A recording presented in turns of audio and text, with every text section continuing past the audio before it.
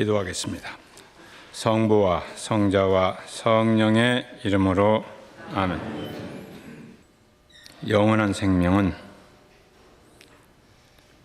한 분이시고 참되신 하느님 아버지를 알고 아버지께서 보내신 예수 그리스도를 아는 거다.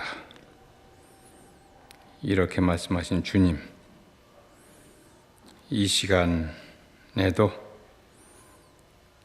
주님을 조금이라도 더 알아서 그만큼 영원한 생명에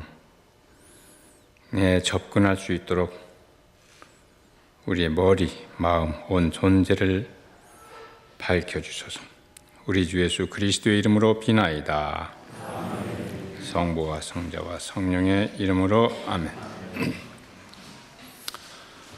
안녕하십니까. 이렇게 뵙게 되어서 반갑습니다. 오늘 방금 저 소개해 주신 것과 같이 교황 베네딕토 16세께서 처음으로 내신 회칙 하느님은 사랑이시다, 이걸 출발점으로 해서 여러분들하고 잠깐 이제 생각을 하게 된 것을 대단히 기쁘게 생각하고, 이거 저도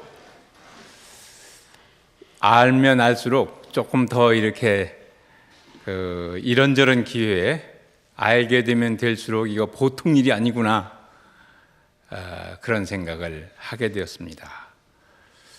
그래서 여러분들을 통해서 또 뭐 이게 어디가 찍혀가지고 더 널리 간다니까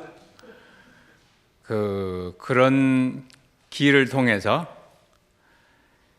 교황님께서 이렇게 힘주어 말씀하시고자 한 것, 알고 보면 지금 교황님이 아니라 돌아가신 요한 바로 2세님에게 어떤 의미로 이런 노선이 뿌리가 다 있더라고요. 제가 그것도 아주 깜짝 놀라면서 발견했는데, 잠깐, 이게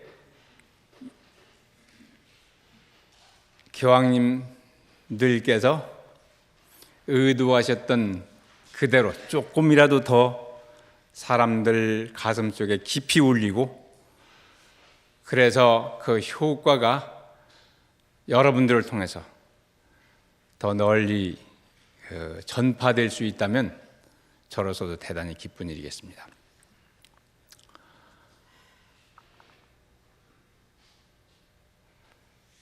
이 교황님 되시기 이전까지의 일반 성향이라든가 관심사라든가 그것으로 미루어서 첫 회칙을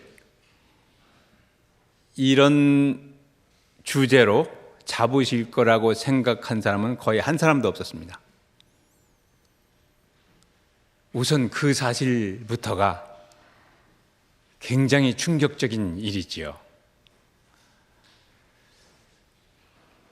저도 이 회칙을 읽고, 사실은 교황님들께서, 특별히 전 교황님 얼마나 많은 회칙을 내셨습니까? 근데 이렇게 어떤 의미로 한 인간으로서 깊은 이 충격과 함께 읽을 수 있는 그 기회가 저로서는 많지 않았는데, 저 아주 깜짝 놀랐어요. 이 회칙을 읽고. 그 충격이 될 수 있는 대로 많은 분들에게 전달되었으면 좋겠는데 모르겠습니다. 한번 같이 가보십시다. 회칙 제목이 하느님은 사랑이시다인데, 이거 교황님이 발명하신 말씀이 아니죠. 요한 1서 4장 8절 또 16절 등등에 나오는 이야기를 그대로 따서 해축으로 정하셨는데, 하도 많이 들은 이야기죠. 어떻게 보면 하느님은 사랑이시다. 그런데 이거 조금 이렇게 거리를 띄어서 생각하기로 하면, 일반적으로 인간이면 누구나, 이 세상에 생명을 타고난 사람이면 누구나 같이 생각할 수 있는 거리, 그 배경을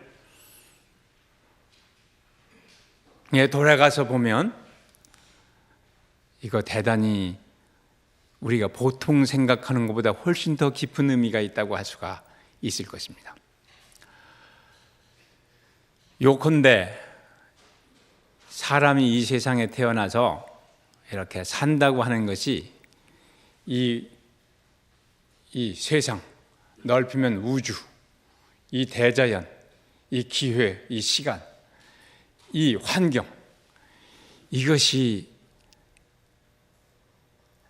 나를 정말 위하는 건가? 따뜻한 자리인가? 차가운 자리인가? 이것도 저것도 아닌가? 그것은 우리가 살아가면서 무엇을 하든지 간에 바탕에 깔려있는 가장 기본적인 우리 삶의 색깔을 결정하는 일이라고 할 것입니다. 이 삶을 내가 받았다는 것이 축복인가? 아니면 반대인가? 그것도 저것도 아닌가? 이거 그런 생각 안 해도 사람 살지요. 바쁜데 그거 이렇게 생각한다고 또 저렇게 생각한다고 뭐가 달라질 거 있냐? 그렇게 생각할 수도 있지만 사실은 이렇게 분명한 언어로 표현을 하지 않아서 그렇지, 사람들 생각을 사진 찍을 수 있다면 이 질문에 대해서 나름대로 어떤 대답을 만들고 그것을 깔고 사는 것은 사실이거든요. 아주 몇 예만 들으면 말이죠. 프로이트라는 사람은 그렇게 말했다고 그러잖아요. 인간의 행복이라는 것은 창조주의 설계 속에 처음부터 들어있지도 않았다. 그렇게 말했다는 거예요. 그렇게 생각하고 살았어요. 인간의 행복이라는 것은 창조주의 계획 속에 처음부터 들어있지도 않았다. 거기에 비해서 이제 유명한 사람들만 이제 잠깐 생각을 하면, 아인슈타인, 이 사람 이 양반으로 해서 이 물질 세계 우주를 보는 인류의 눈이 혁명적으로 바뀌었는데, 바로 작년 이 양반 서거 50주년 기념 세계 물리학의 해로 유엔이 선포하던 한 해였지 않아요? 네, 묘하게 꼭 같은 해 때야르드 샤르댕이라고 하는 신부님은 이 과학의 진보에 따른 새로운 의식, 어떤 의미로 창세기를 다시 써야 할 만큼 지금 이렇게 발전된 과학이 펼쳐 보이는 우주를 기반으로 해서 이 과학의 진보라고 하는 것이, 이것이 펼쳐 보이는 물질 세계가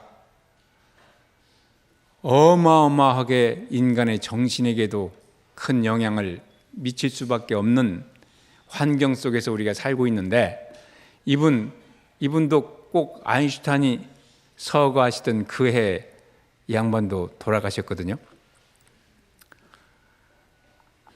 그래서 사실은 정신적으로 이 양반은 자연과학이 펼쳐 보이는 이 어마어마한 거대 세계든지 미시 세계든지 간에 이 방향을 그때 이미 정확하게 꿰뚫어 보시고, 이렇게 달라진 환경을 전제로 해서 우리가 신앙을 어떻게 다시 생각할 것인가? 과학과 신앙을 어떻게 조화시킬 것인가? 이 문제만 두고 일생을 바친 분이거든요.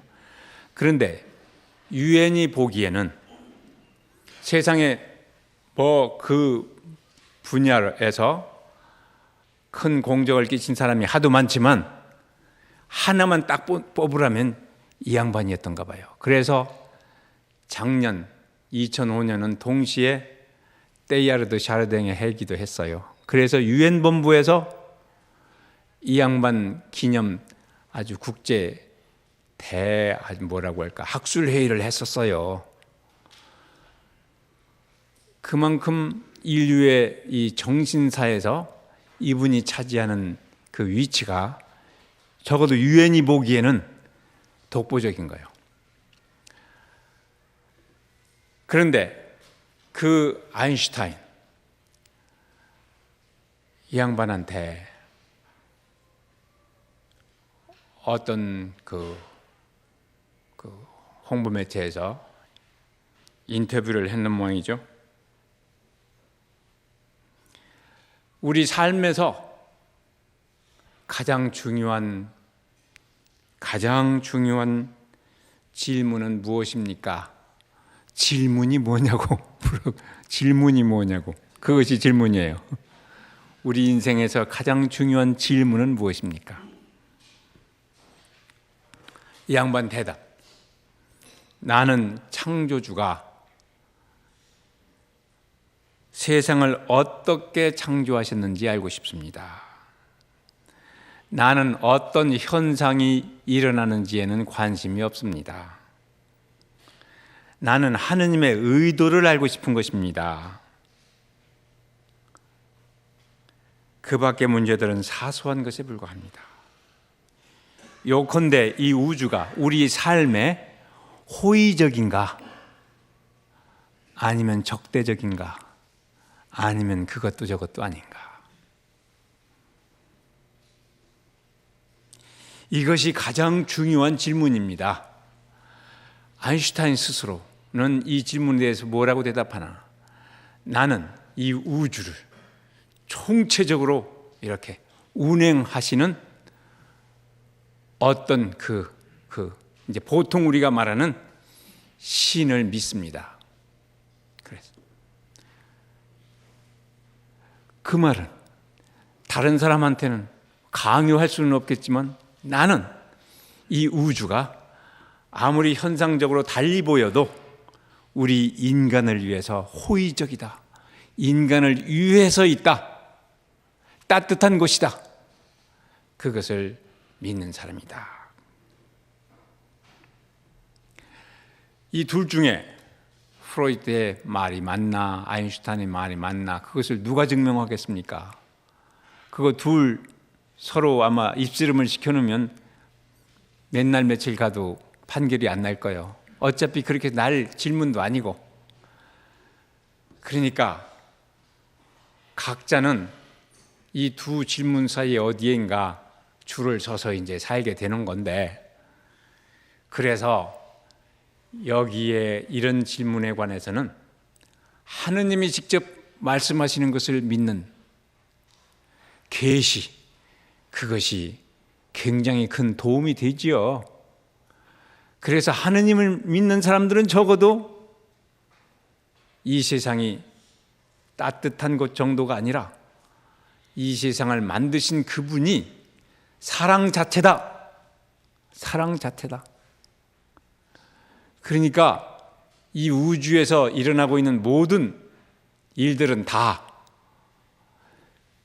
즉각적으로는 그렇게 안 나타날 수 있어도 그분 사랑의 표현일 수 있다. 그렇게 믿을 수 있는 거거든요. 그것도 증명하려면 어떻게 증명하겠어요? 안 되는 일이야. 객관적으로, 과학적으로 증명하라. 불가능한 일이에요. 그런데 어느 쪽을 믿고 사는 것이 나한테 행복한가? 그것은 분명하지요. 우리는 그래서 이 근본적인 질문을 두고 창조주 하느님 스스로 우리에게 주신 말씀, 그냥 귀로 들어가는 말씀 정도가 아니라 우리가 믿는 바에 따르면 말씀이 사람이 되셔서 우리와 함께 계셨다. 우리와 함께 계시는데 우리는 그분의 영광을 보았다. 사도 요한 제일 첫 장에서 하시는 말씀 같이 그걸 믿는 사람들이죠. 하느님은 사랑이시다. 이 발언은 이 요한복음을 기록하신 분이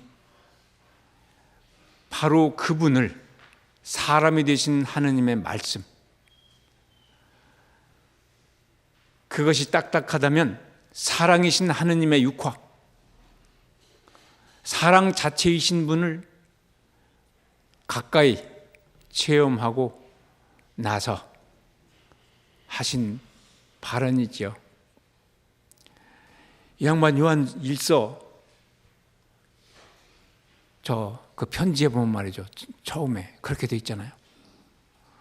우리는 생명의 말씀에 관해서 말씀에 관해서 말하려고 합니다. 생명의 말씀. 우리는 그 말씀을 듣고 듣는 데까지는 정상의 말은 듣는 거니까.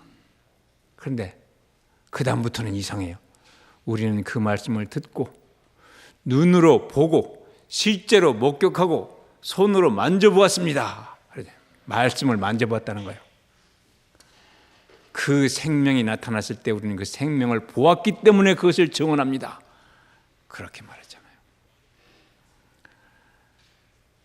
그걸 통틀어서 요한 사도가 옛날에 겪었던 것을 긴 시간을 두고 다시 깊이 생각하고 저 속에서 다시 체험하고 그런 결론 중에 하나가 하느님은 사랑이시다.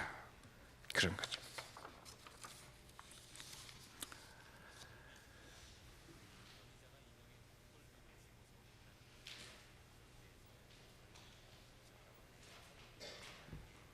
교황님의 이 회칙, 하느님은 사랑이시다. 이거 두 부분으로 되어 있어요. 첫째 부분은 사랑이라고 하는 것이 무언가에 관한 다소 원리적이고 원칙적이고 이론적이라고 할까, 그거. 제2부는 그러니까 우리가 살면서 이렇게 저렇게 해야 한다. 사회생활 속에서 주로 이것을 어떻게 실천할 것인가, 그 이야기인데, 둘째 부분은 새로울 것도 없어요. 사랑 얘기 나오면 그건 무슨 사회교린이 무슨 여기서 그냥 얼마나 많이 되는 이야기들이니까 그것은 너무 당연하고, 깜짝 놀라게 하는 것은 첫째 부분이에요. 사랑이라고 하는 것은 무언가. 교황님 아주 교수로서 날리던 양반이라 이 글 쓰신다든가 이것은 아주 다른 어떤 분하고도 좀 다른 데가 있는 것 같아요. 그러니까 분석도 굉장히 이렇게 좀 그런 지금까지의 삶의 흔적이 많이 묻어나는 방식으로 분석도 하셔요. 당연히 언어, 사랑이라는 말은 어떤 의미로 보면 하늘 꼭대기부터 저 밑에 땅속 밑에까지 그 의미가 너무나 넓죠. 별걸 다 사랑이라고 하니까. 그러니까 이게 도대체 사랑이라는 것이 뭐냐? 제일 흔하고 제일 잘 아는 것 같은데 정확하게 말하라면 제일 애매해요. 그래서 이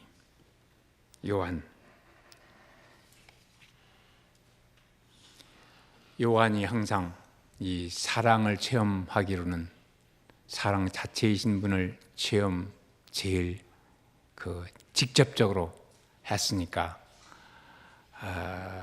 그걸 표현한 말도 제일 근사한 것 같아요. 요한일서 3장 16절. 그리스도께서는 우리를 위해서 당신의 목숨을 내놓으셨습니다. 이것으로 우리가 사랑이 무엇인지를 알게 되었습니다. 인류 역사상 사랑이 무엇인지 정확하게 안 것은 예수님을 통해서요. 그 전에도 안 것 같았지만 언저리만 비슷하게 지나쳤을 뿐 정확하게 그 본질이 무엇인지 모르는 거예요. 내가 너를 사랑하니까 너는 당연히 내 것이 되고 내가 원하는 대로 해줘야 된다. 그것은 분석하면 사랑하고 정반대다. 내가 나한테 목숨을 바치게 만드는 것이 아니라 내가 너한테 목숨을 바쳐야 하니까. 말로는 간다는 것 같아도 실제로는 얼마나 많이 착각하나 여기에 관해서.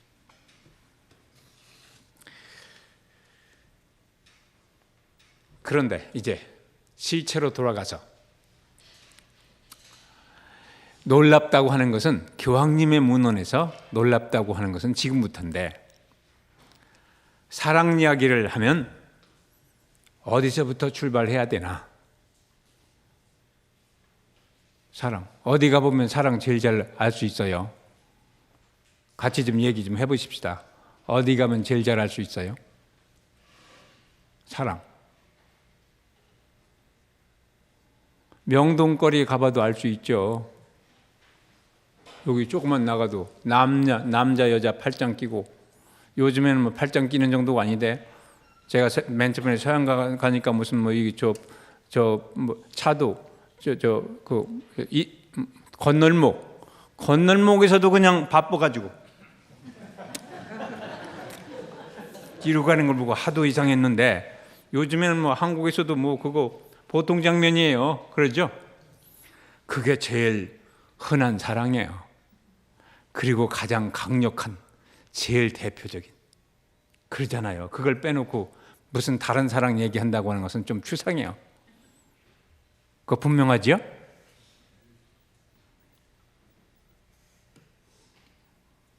대답을 덜 안 하시네.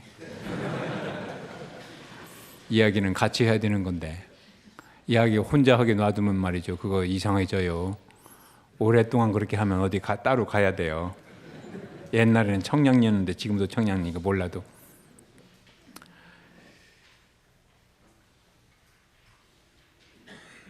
여기서 교황님이 회측에서도 이래요. 사랑 가운데서도 가장 원초적이고 두드러진 것이 남녀간의 사랑이다. 남녀간의 사랑. 이 점이 좀 다른 거예요. 옛날에 교황님 문헌에서 이런 얘기 잘 안 나왔거든요.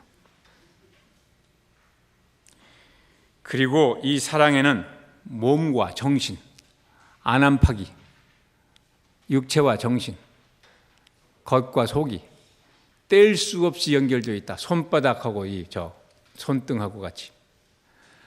손등 없는 바닥이 없고 바닥이 없는 손등 없는 것과 똑같이 몸과 정신은 어떻게 뗄 수가 없다.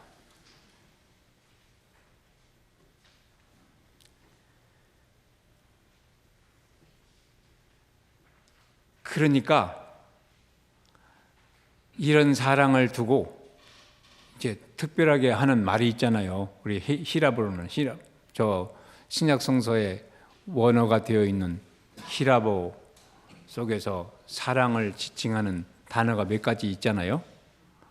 우리가 뭐 잘 아는 바와 같이 친구 간에는 필리아, 남녀 간에는 에로스, 또 뭐 굉장히 고답적인 뭐는 아가페. 그런데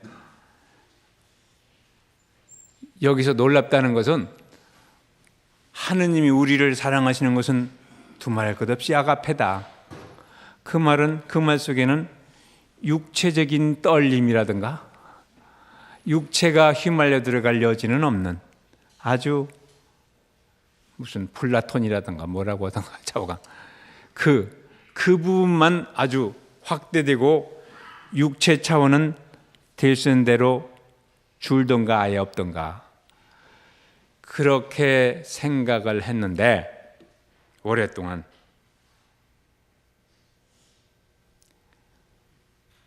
그거 간단히 말하면 허상이다. 하느님의 사랑은 교황님의 표현대로는 조금의 눈꼽만큼의 그 의심도 없이 에로스적이기도 하다 그래서 하느님의 사랑 이런 얘기 들어보셨어요? 하느님의 사랑은 에로스적이기도 하다. 전적으로 에로스적이다. 그와 동시에 전적으로 아가페적이다. 이것이 아주 간단하게 줄이자면 놀라운 점이에요. 하느님의 사랑. 따라서 우리 인간의 사랑도 말할 것도 없이 이 에로스의 그 말하자면 복권이라고 할까? 이것이 그렇게 중요하다. 그리고 이런 말씀을 하시는 가운데 니체가 한 말을 인용하셔요. 이 회칙 속에. 니체가 뭐라고 했냐면 그리스도교가 에로스의 독약을 먹였는데 이놈이 죽지는 않고 꾸물꾸물 어디로 어둠침침한 데로 도망가서 뭐가 됐냐면 악덕이 되었다 그랬어. 그 전까지는 악덕이 아니었다 그런 말이에요. 그리스도교가 이놈한테 독약을 먹여가지고 이놈이 차라리 죽었으면 어떨지 모르겠는데 자관 죽지는 않고 꾸물꾸물 저 음습한 데로 돌아가서 숨어 들어가서 악덕이 되었다.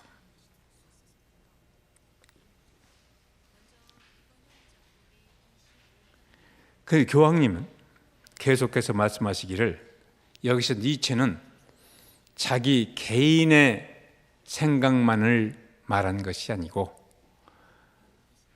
그 비슷하게 생각한 수많은 사람들의 대변자이기도 했다.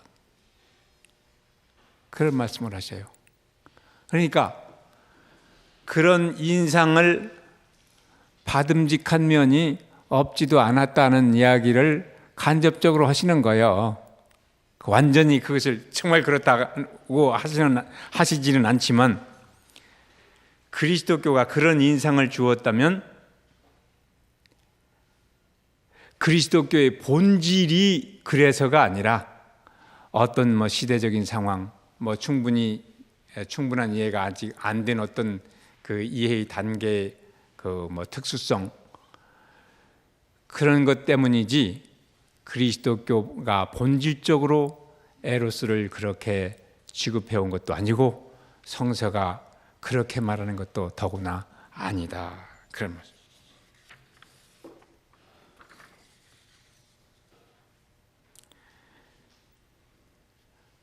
그러니까 에로스가 길을 잘못 가면 문제가 되는 것은 사실이죠. 뭐든지 어떤 선이든지 길을 잘못 들으면 다 문제가 된다고 하는 점에서는 이게 특별한 것도 아니고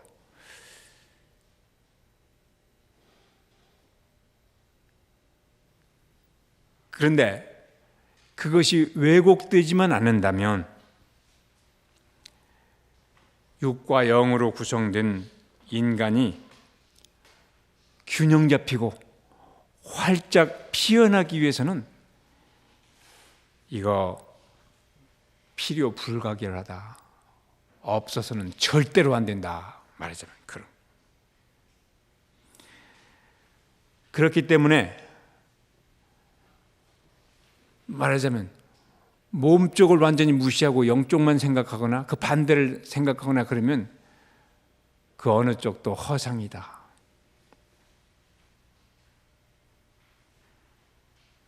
사랑하는 것은 몸 쪽만도 아니고 정신 쪽만도 아니다. 육과 영으로 된 사람 전체가 하는 일이다. 양쪽 다 착각, 허상 속에 사는 거다. 말하자면 그 말대로라면 인간을 육과 영으로 창조하신 하느님께서는 이 둘을 만들어 놓으시고 좋다, 참 좋다 이렇게 말씀하셨다. 에로스와 아가페가 둘 다 축복된 거다.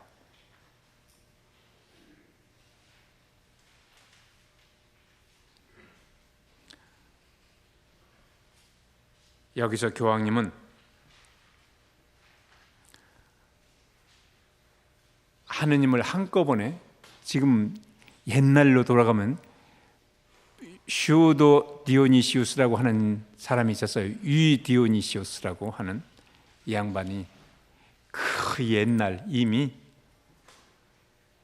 하느님을 에로스와 아가, 하느님은 동시에 에로스이고 동시에 아가페다 그렇게 불렀던 일을 상기시키면서 아까 말씀드린 대로 하느님의 사랑은 한 점의 의심도 없이 에로스라고 규정할 수 있다. 다만 그 사랑은 동시에 또 전적으로 아가페이기도 하다 이렇게 말씀하셨어요.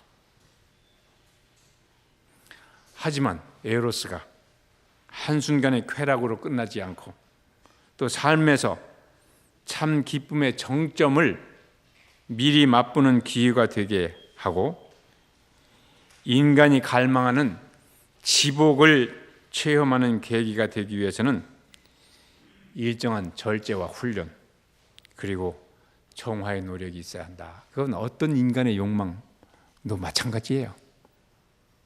이거 더 그렇다. 그리고 에로스든지 아가페든지 이 인간이 영육으로 되어 있으니까 이 두 개가 동시에 있는 건데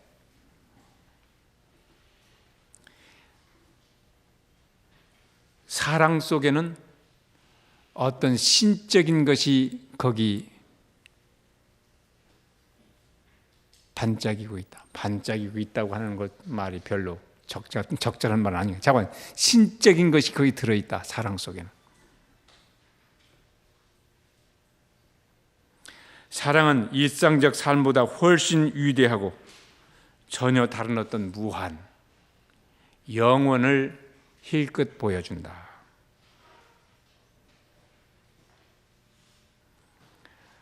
그런데 거기 도달하기 위해서는 그냥 되는 대로 행동하면 되는 것이 아니고 상당한 정도의 그 훈련, 정화의 노력이 필요하다. 성숙해야 하는 거다.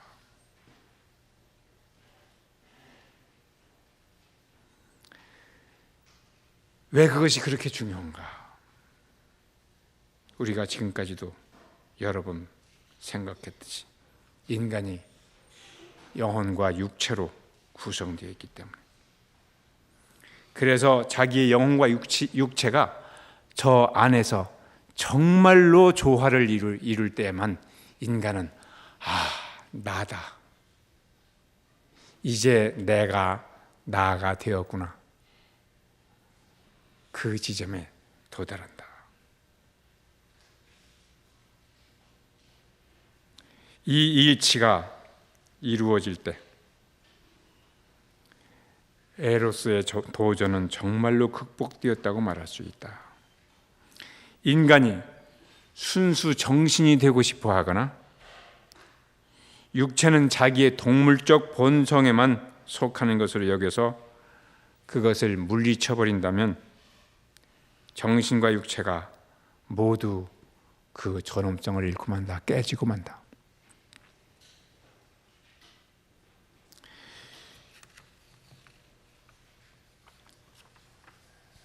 에로스. 그거 처음 출발은 좀 이기적인 데서 시작하는 것은 분명해요. 저 사람하고 결혼하면 뭐가 좀 더 좋아지게, 내가 행복해지겠지, 조금 그러죠. 그런데 그 제대로 가면 그 다음 단계에서 반드시 상대방을 더 생각하는 그쪽으로 이렇게 성장하게 되어 있다. 병적으로 막 그 이기적인 그것이 그 단계를 벗어나지 못하는 경우도 뭐 있을 수는 있겠지만 보통은 그렇지 않다. 그러니까 반드시 아가페적인 성향 쪽으로 성숙하게 되어 있다. 그렇게 되지 않으면 에로스가 그 자체로 점점 이렇게 메말라가고 빈약해져서 그 특유의 그 힘도 잃는다. 인간은 늘 내주기만 하는 사랑, 이렇게 베풀기만 하는 그것으로는 못 사는 존재다. 받을 줄도 알아야 한다.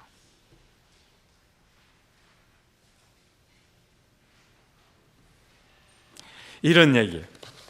이렇게 말하면 사실은 글쎄 여기까지만 해도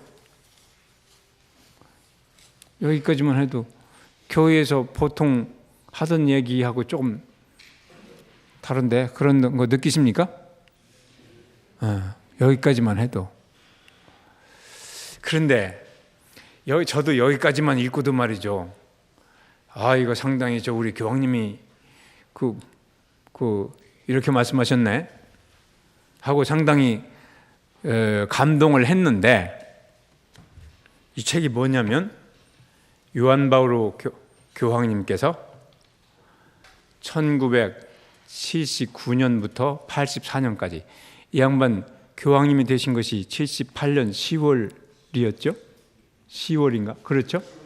네, 10월인데 그러니까 그 78년은 뭐 얼마 며칠 남지도 않고 그 다음 해부터 즉시 시작해서 일반 아련석상에서 5년 동안 교리를 가르치셨어요. 5년 동안 교리를 가르쳤어요. 가톨릭 시보가 그거 상당히 오랫동안 연재도 하셨죠? 사실은 내가 지금 부끄럽지만 그거 잘 읽지도 않았어요. 그런데 그것을 다 묶어가지고 책이 나왔더라고요. 그 책 이름이 몸의 신학이에요. 몸의 신학. 말도 이 제목이 상당히 의미 있잖아요. 몸의 신학.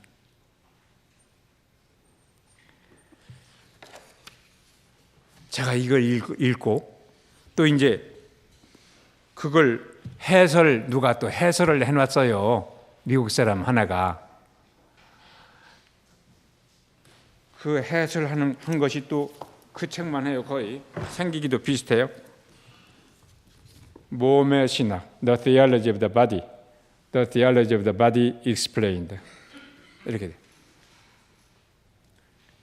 크리스토퍼 웨스트라고 하는 사람이 있어요. 이걸 우리 교구의 젊은 신부님 하나가 미국에 가 계신데 말도 배울 겸 뭐 조그만 그 공동체 맡아서 뭐 또 할 겸 가셨는데, 이 저자가 하는 연수회에 근래에 다녀오셨대요. 수많은 신부님들하고 수녀님들과 함께. 그런데 거기 갔다 와가지고 제가요 혼자 사는 것에 대해서 그렇게 부담이 많았는데요, 아주 구원을 받은 것 같아요. 그렇게 말해요. 근데 이게 남녀 관계에 관한 이야기거든요. 처음부터 끝까지. 남녀 관계, 가정, 그런 거, 사랑하는 거, 그런 거 봐요. 결혼하는 사람이 그런 말을 하면 그 정상이라고 생각하겠는데, 지금 신부님인데, 근데 결혼한 사람은 한 사람대로, 혼자 사는 사람은 사람대로 전혀 다른 안목을 갖는 거예요. 결혼한 사람은 그보다 더하죠.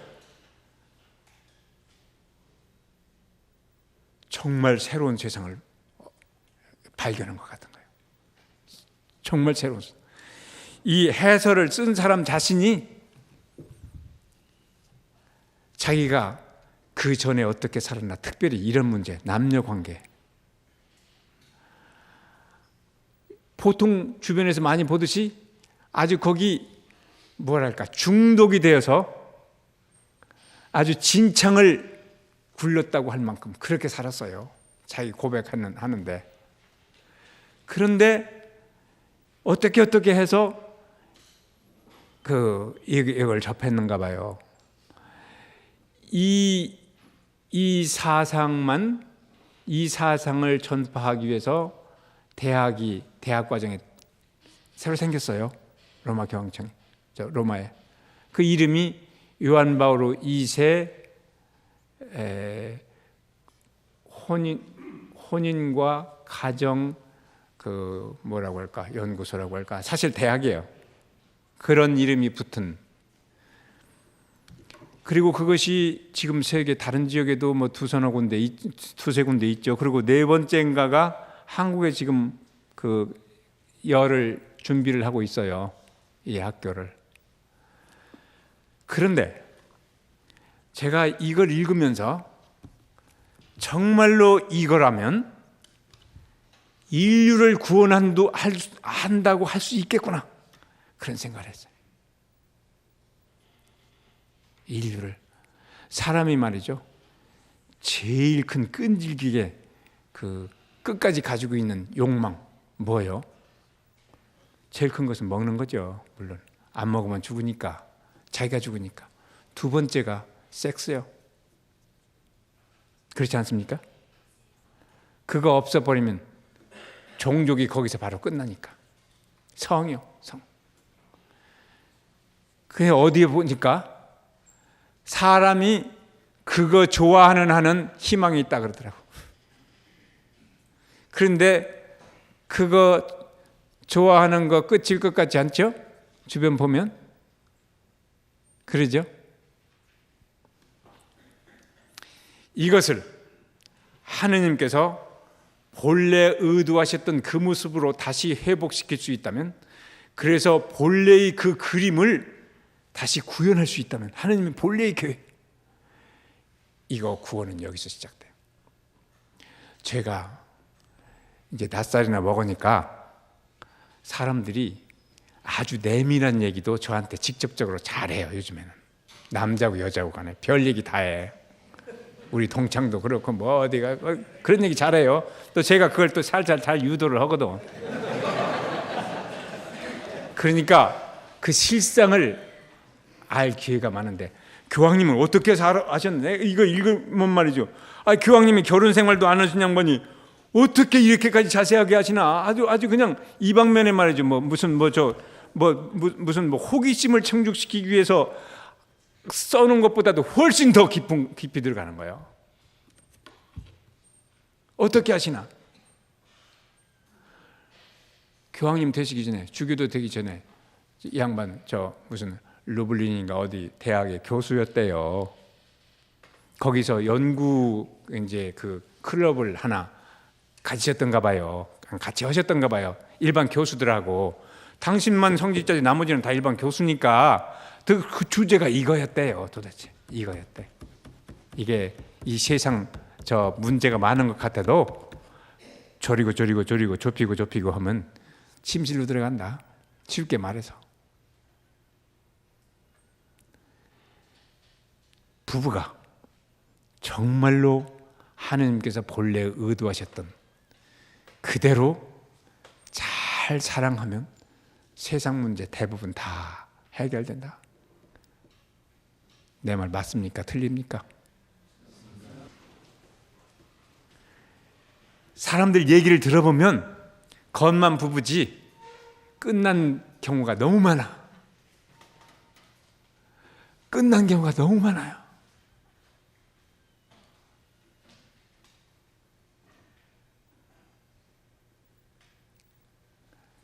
이 문제, 저 메리지 인카운터가 어떻게 생겼는지 우리는 아시죠? 어떻게 해서 이 세상에 태어났는지.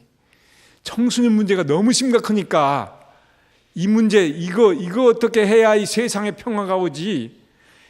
지금 이 사회, 무슨 뭐 정치, 뭐 온갖 문제, 이거 아무리 어떻게 한다고 해도 자라나오는 애들이 지금 이 지경이면 쟤는 그거 의미 없다. 뿌리가 그대로 있는데 계속 아무리 잘해서 완벽하게 해놨다고 해도 올라오는 사람들이 지금 이렇게 하고 올라오는데 몇 점이나 가냐 그거. 그래가지고 청소년 문제를 해결하기 위해서 온갖 노력을 여러 해 동안 전문가들이 그냥 다 했는데 나중에 결론은 청소년 문제는 청소년 문제가 아니라 지 아버지 어머니 문제다. 그렇게 돼서 그래서 메리지 인카운터가 생겼다고 하잖아요. 부부 문제로. 이건 부부 문제다. 그런데 청소년 문제만 북한에서 그렇게 말할 수 있는 것이 아니고 인류의 문제가 그래. 인류의 문제가.